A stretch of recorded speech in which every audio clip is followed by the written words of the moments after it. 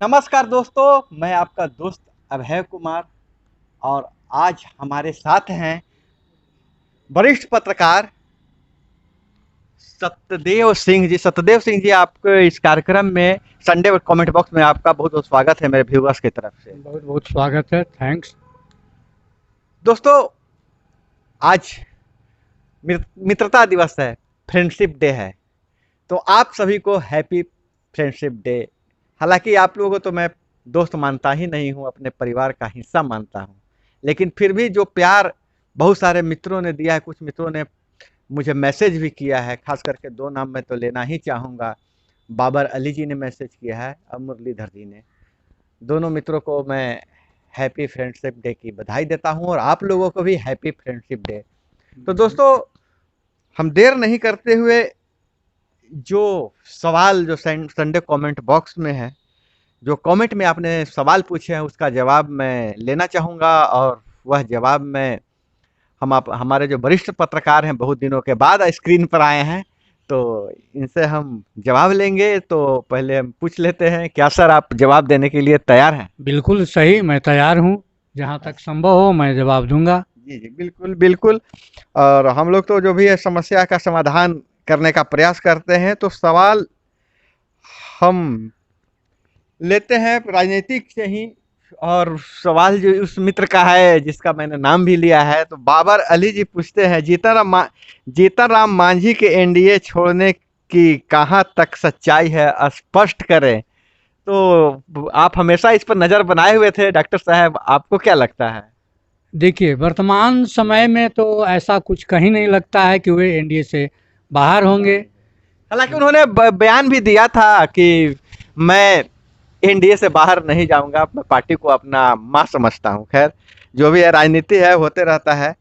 और मोहम्मद खुशब्बुर जी पूछते हैं कि अभय भाई जी, एक चीज मैं आपसे जानकारी लेना चाहता हूँ। जैसे कीजिएगा, आप सवाल किए हैं, इसके लिए प्रस्ताव।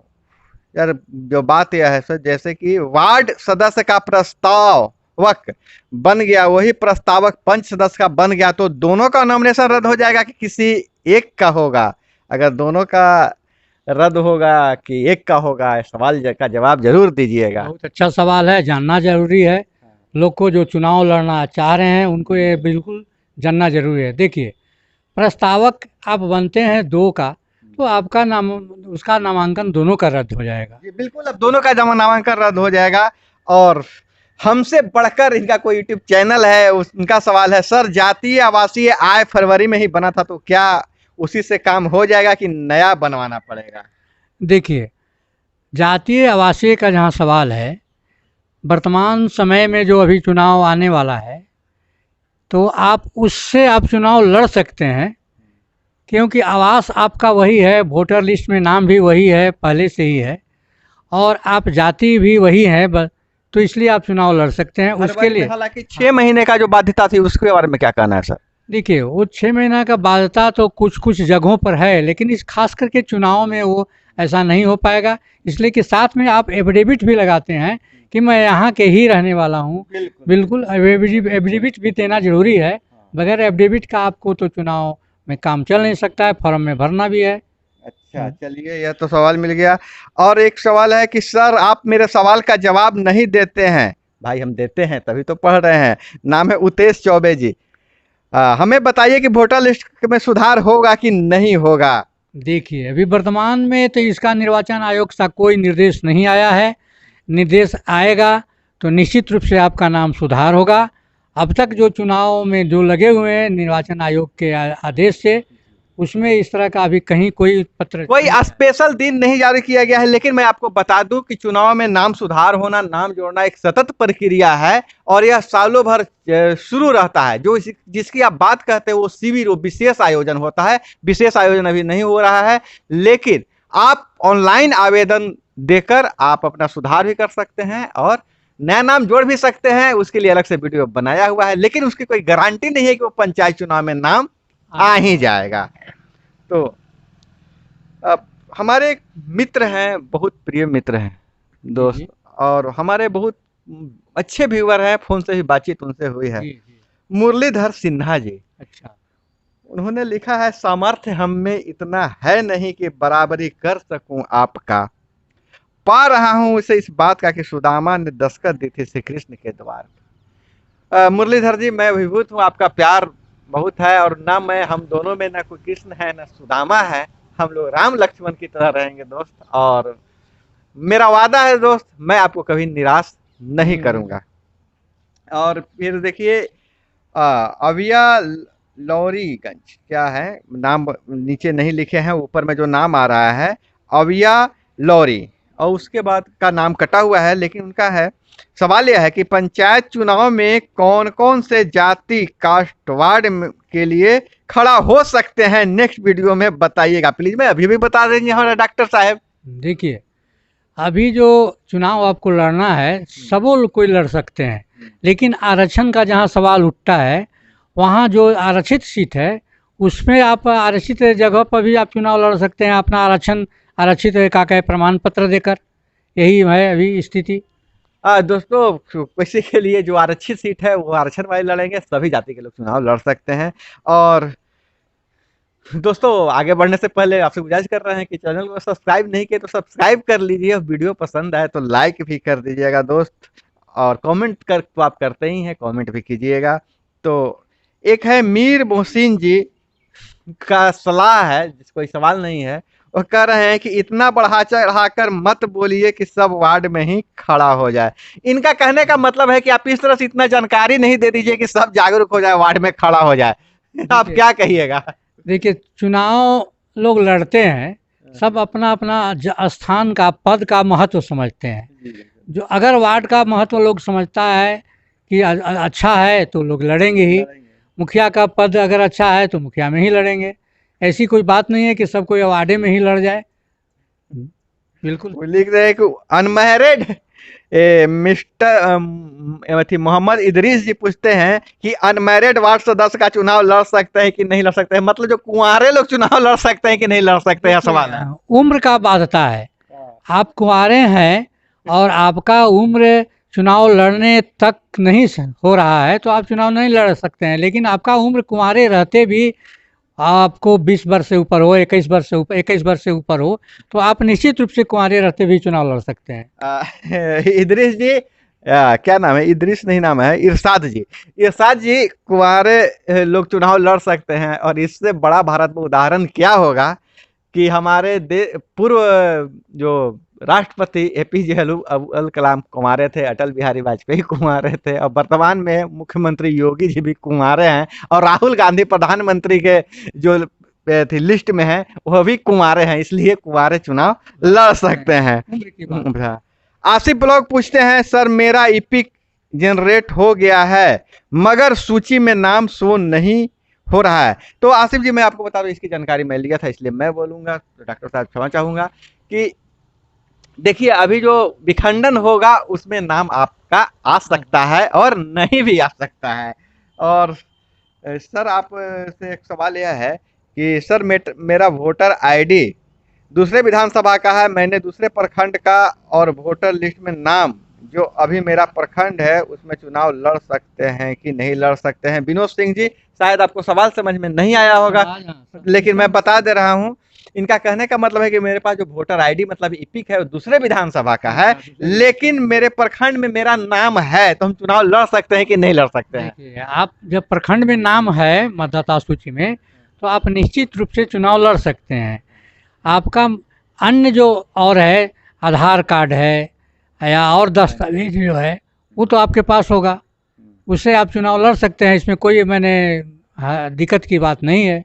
लक्ष्मण कुमार जी पूछते हैं, क्या मुखिया जी अपना खर्च का ब्यौरा नहीं दिया है तो वह चुनाव लड़ेंगे कि नहीं लड़ेंगे? देखिए, अगर खर्च का उन्होंने सचमुच में ब्यौरा नहीं दिया है तो निश्चित रूप से आयोग द्वारा उन पर नोटिस होगा और अयोग्य उनको घोषित किया जाएगा। चुनाव नहीं लड़ सकते हैं अगर नहीं दिए हैं ब्यौरा तो। अच्छा, और मुन्ना प्रसाद जी पूछे, अप्रैल मंथ में जिसका नाम जुड़ा है उसका वोटर लिस्ट में नाम आएगा कि नहीं आएगा, एपिक नंबर भी मिल गया है? तो आपके लिए भी यही सवाल है, जवाब है मुन्ना जी।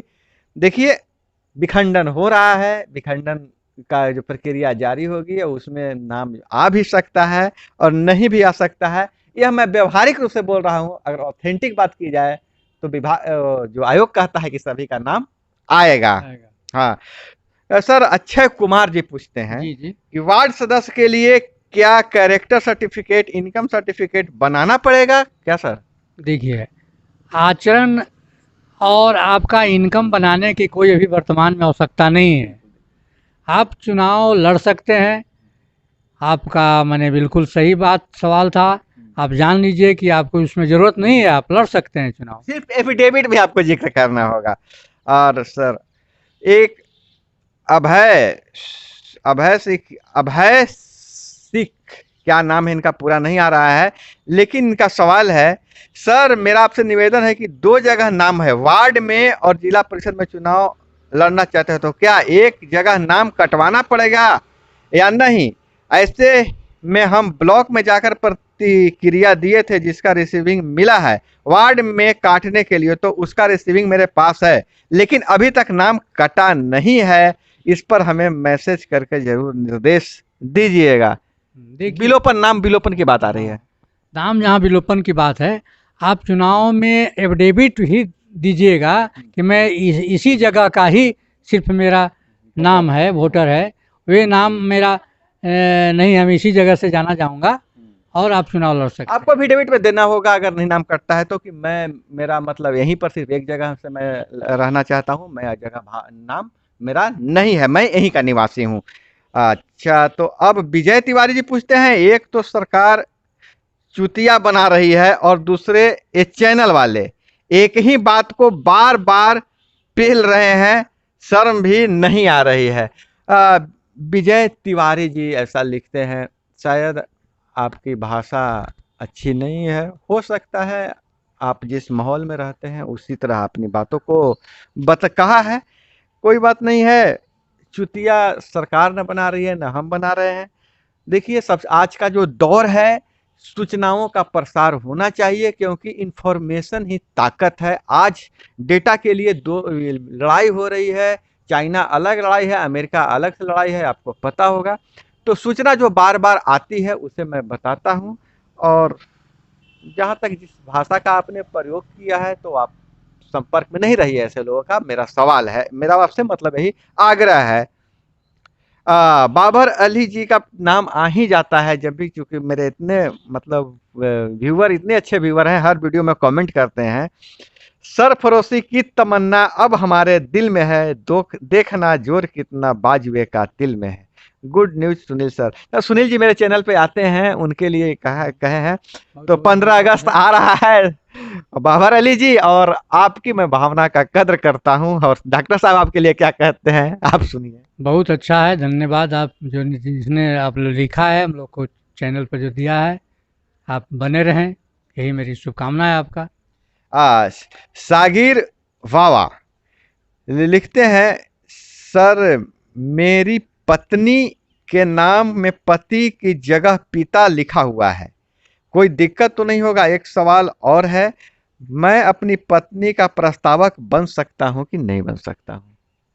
देखिए, प्रस्तावक बनना जो है आप बन सकते हैं, लेकिन उसमें एफिडेविट भी साथ में देना होगा कि मैं, मेरे पति हैं, मेरा वोटर में पिता का नाम आ गया है, इसलिए आपको कोई परेशानी नहीं, सिर्फ आप एफिडेविट देना होगा, उसके लिए एफिडेविट के ही बात पर आपका काम होगा। हाँ, जैसे दोनों सवाल का आपका जवाब डॉक्टर साहब ने स्पष्ट कर दिया है। सागिर जी, पत्नी का नाम में अगर पति की जगह पिता का नाम आ गया है तो आप एफिडेविट में दे दीजिएगा कि यह मेरी पत्नी है और यह सही है, और मेरे मतलब वोटर में मेरा नाम आ गया है पिता का, जिसे सुधार करने किया जाए, या तो इसी नाम से मैं जानी जाऊंगी, वो वकील साहब बना देंगे, और आप अपनी पत्नी का प्रस्तावक बन सकते हैं, इसमें कोई किंतु परंतु नहीं है। और उदय कुमार जी का सवाल है, हमारे पास शौचालय नहीं है तो क्या हम वार्ड में चुनाव लड़ सकते हैं? जी जी, अभी पहले इस तरह का मामला सामने आ रहा था, लेकिन अब शौचालय है या न है, आप चुनाव लड़ सकते हैं। अभी तक जो निर्देश आ रहे हैं शौचालय पर इतना सख्त नहीं है, लेकिन कोरोना टीका पर तो सरकार सख्त है। आपको तो वैक्सीन लगवाना होगा हर हाल में, इसलिए वैक्सीन लगवा लें, चुनाव लड़ना है तो।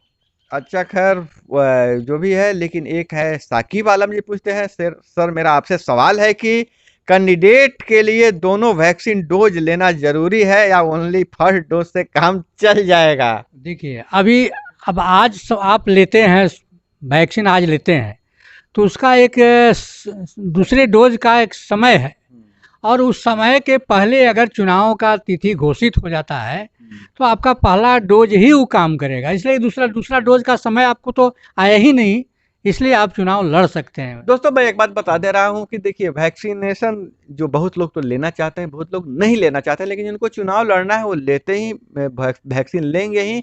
और दूसरी बात यह है दोस्तों कि सवाल यह आता है कि गर्भवती महिला है तो उसको नहीं लेना होगा। अगर किसी तरह के चिकित्सीय मैंने मेडिकल कारण के कारण वैक्सीन नहीं लेना है तो डॉक्टर साहब आपको सर्टिफिकेट बना के दे देंगे कि इनको वैक्सीन नहीं दिया जा सकता है, उसे आप प्रस्तुत कर सकते हैं। और एक वैक्सीन भी ले लिए हैं तो वह काम चल जाएगा, क्योंकि बहुत बार अभी लोग वैक्सीन लेने जा रहे हैं तो अस्पतालों में वैक्सीन भी नहीं मिल रहा है, यह कारण बताया जा सकता है। लेकिन सबसे बड़ी चीज है जागरूकता।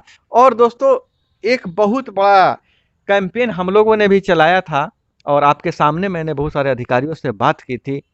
जी जी। वो ऐसी महिलाओं के लिए, खैर उनका नाम मैं ले रहा हूँ, हालांकि इस तरह से जिनकी समस्या है, बहुत सारे लोगों से मैं फोन पे बात करता हूँ, संपर्क में हूँ। लेकिन जिसान राइन जी पूछते हैं, नेपाल में जाति नहीं बनता है कैसे होगा? इनका कहने का मतलब है कि जिन महिलाओं की शादी, नेपाल की लड़कियों की शादी हिंदुस्तान में हो गया है, उनको नागरिकता मिल गया है, उनका वोटर लिस्ट में नाम आ गया है। चूंकि नेपाल भी करीब करीब भारतीय उपमहाद्वीप टाइप का है, तो वहां भी जाति व्यवस्था है, यहाँ भी जाति व्यवस्था है, लेकिन जाति प्रमाण पत्र का जो बाध्यता हो गई है कि मायका से ही बनेगा, मतलब पिता के स्थान से ही बनेगा, तो नेपाल वाले को परेशानी हो रही है। इसमें काम कहाँ तक आगे बढ़ी दोस्तों, मैं बता रहा हूँ कि हम लोगों ने, दोनों ने, मंत्री से लेकर सांसद, वहां के स्थानीय सांसद अधिकारियों से भी मैंने बात की है। तो क्या जवाब क्या आया था डॉक्टर साहब, आपको कुछ है पता? देखिए जवाब आया था, अधिकारियों ने बताया था इसके लिए हम लोग वरीय अधिकारी को लिखेंगे, जी जी।